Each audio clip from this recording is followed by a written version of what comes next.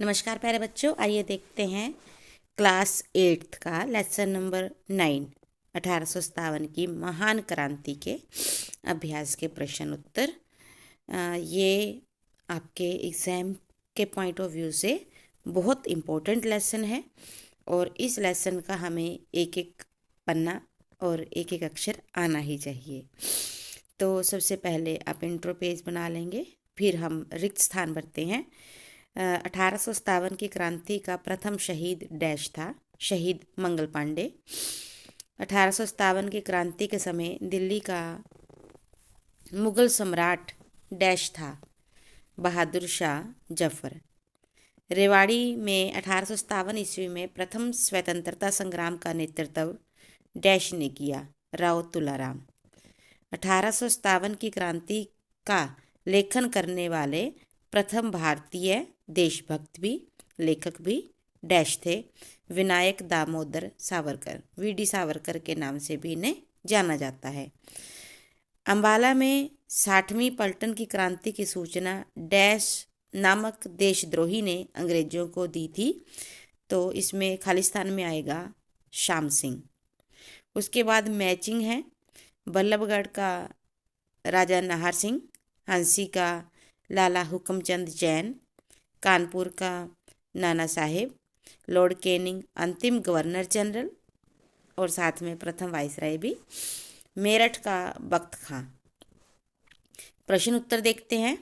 सबसे पहले है 1857 की क्रांति के उत्तरदायी राजनीतिक और सामाजिक कारण क्या थे।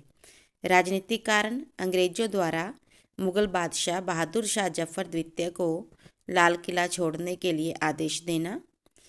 दूसरा, मुगल सम्राट का नाम सिक्कों पर अंकित ना किया जाना, क्योंकि उस समय सिक्के जो थे वो मुगल सम्राट के नाम से जारी किए जाते थे और उन्होंने उनके नाम से सिक्के जारी ना किए।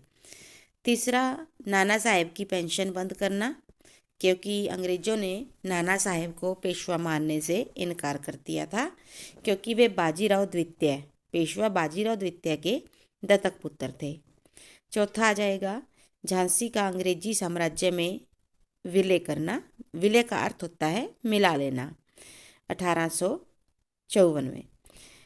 फिर पांचवा पॉइंट है अवध पर कुशासन का आरोप लगाकर अंग्रेजी साम्राज्य में मिलाना, इस सन रहेगा 1856। फिर सामाजिक कारणों की बात करते हैं।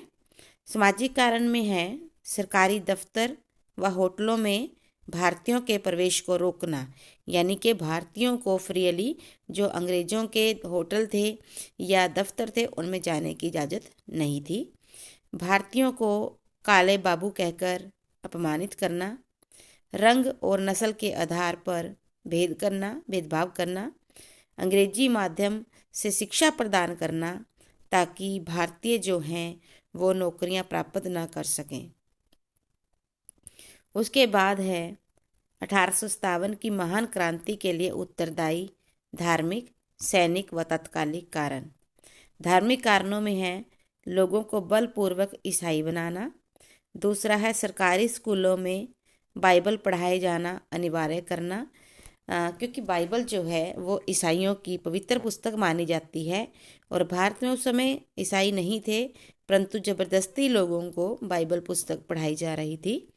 तीसरा है 1850 ईस्वी में बनाया गया धार्मिक अयोग्यता अधिनियम पास करना, जिसके तहत यदि कोई व्यक्ति अपना धर्म परिवर्तन कर लेता था तब भी उसके माँ बाप से उसकी पैतृक संपत्ति उस व्यक्ति को दिलाई जाती थी, यदि माँ बाप ना भी चाहें तो।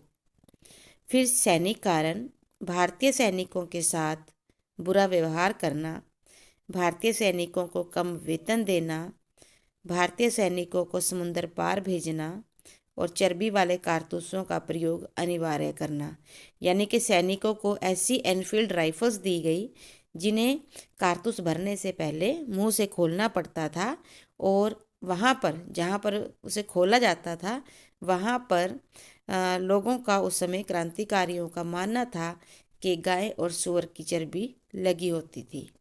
फिर तत्कालीन कारण, यानी कि ऐसा कारण जिससे अचानक से ये 1857 की महान क्रांति घट गई, ऐसा क्या हुआ? अंग्रेजी सरकार के द्वारा सैनिकों को नई बंदूकें दी गई। इन बंदूकों के प्रयोग से पहले इनके कारतूसों को मुंह से छीलना पड़ता था। कारतूसों पर गाय और सूअर की चर्बी का प्रयोग होता था। जब सैनिकों ने इसे छीलने से मना कर दिया तो उन पर दबाव बनाया गया, जिसके चलते मंगल पांडे नामक सैनिक के द्वारा इसका विरोध करना और उसके द्वारा कुछ अंग्रेज अफसरों को मार देना, क्योंकि जब उस पर दबाव बनाया जा रहा है तो फिर वो साफ मना कर देता है और यही 1857 की क्रांति का तत्कालीन कारण बनता है। उसके बाद तीसरा क्वेश्चन है, झांसी में 1857 की महान क्रांति की गतिविधियों की विवेचना करें। यानी कि झांसी में क्या हुआ? झांसी में राजा गंगाधर की मृत्यु के बाद अंग्रेजों की नज़र झांसी को हड़पने पे थी। अब झांसी को अंग्रेजों से बचाने के लिए रानी लक्ष्मीबाई ने अंग्रेजों का वीरता से मुकाबला किया और 1857 की क्रांति का नेतृत्व किया। जून 1857 को झांसी में अंग्रेजों को खदेड़कर झांसी की रानी ने वहां स्वतंत्र राज्य की स्थापना भी कर ली।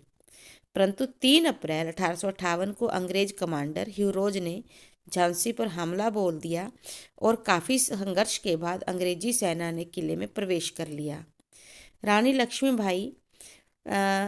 लक्ष्मीबाई झांसी छोड़कर कालपी चली गई और 24 मई को अंग्रेजों ने कालपी पर भी अधिकार कर लिया। रानी लक्ष्मीबाई और तांत्या टोपे कालपी से ग्वालियर चले गए, परंतु वहाँ के शासक सिंधिया अंग्रेजों की शरण में चला गया, मतलब अंग्रेजों से मिल गया। और 7 दिन के लंबे संघर्ष के बाद 18 जून 1858 को रानी लक्ष्मीबाई को वीरगति प्राप्त हुई, यानी कि वे शहीद हो गई। क्वेश्चन नंबर 4 है, 1857 की क्रांति के महत्व की समीक्षा करें। 1858 के एक्ट के अनुसार कंपनी के शासन का अंत करके भारत को सीधे इंग्लैंड के अधीन कर दिया गया। ये महत्व भी है बेटा और परिणाम भी। आपको पेपर में ये भी आ सकता है कि 1857 की क्रांति के परिणाम लिखें।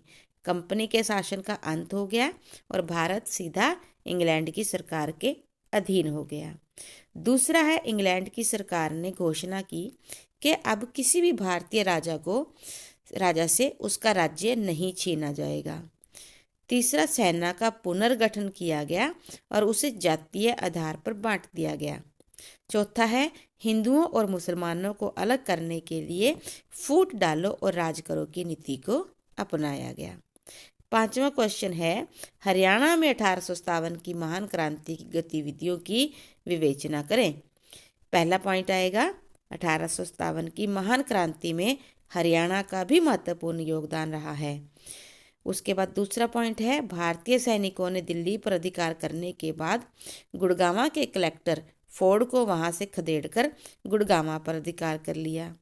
रेवाड़ी में राव तुलाराम, हंसी में लाला हुकमचंद जैन, हिसार में मोहम्मद शहजादा आजम ने, बल्लभगढ़ में राजा नाहर सिंह ने विद्रोह का कुशल नेतृत्व किया।